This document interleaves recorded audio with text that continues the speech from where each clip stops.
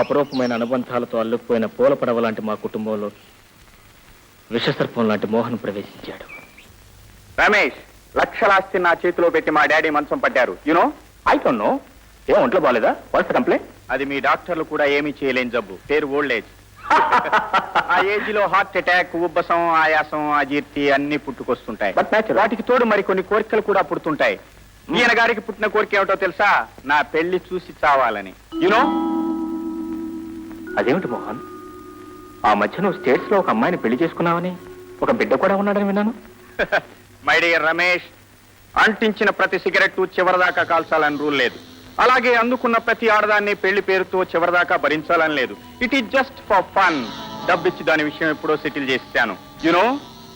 అయితే ఇప్పుడు చేసుకోవాలనుకునే పెళ్లి కూడా అలాంటిదేనా?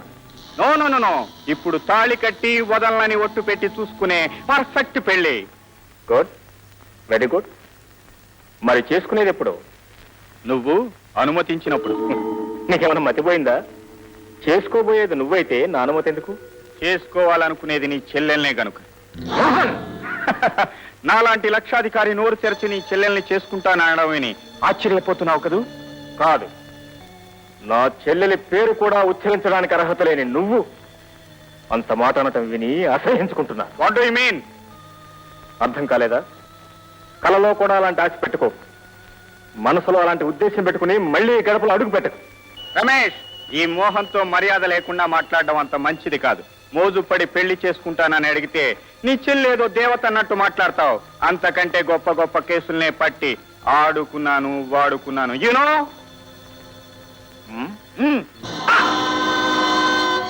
You nasty beast! I know all about you. మళ్ళీ నా కంటపడ్డావో I'll shoot you like a bird. You gutless rat from rat. Get out!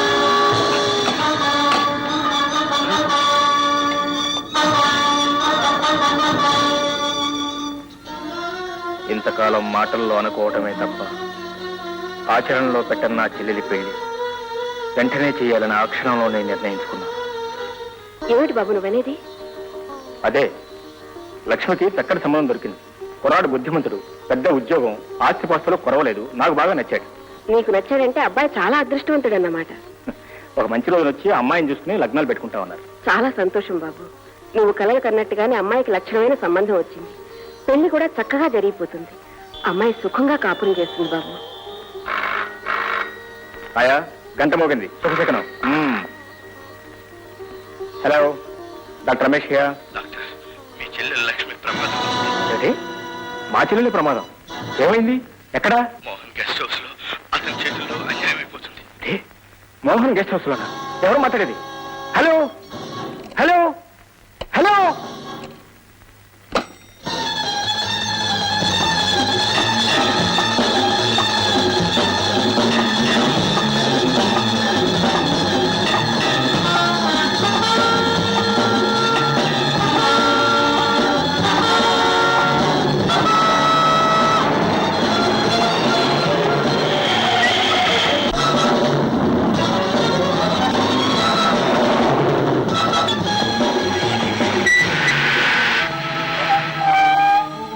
చూడు బాబు, మందుల ఫ్యాక్టరీ ధర్మారావు అబ్బాయి మోహన్ గెస్ట్ హౌస్ ఎక్కడో తెలుసా?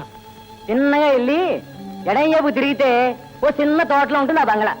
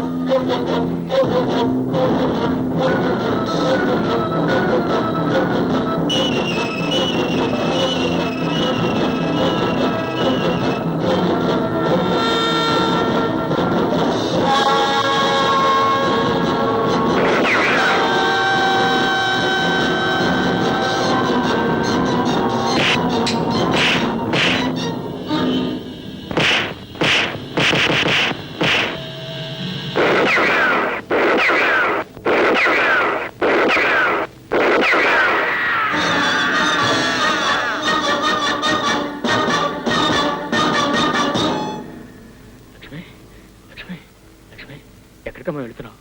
పద, ఇంటికి వెళ్దాం.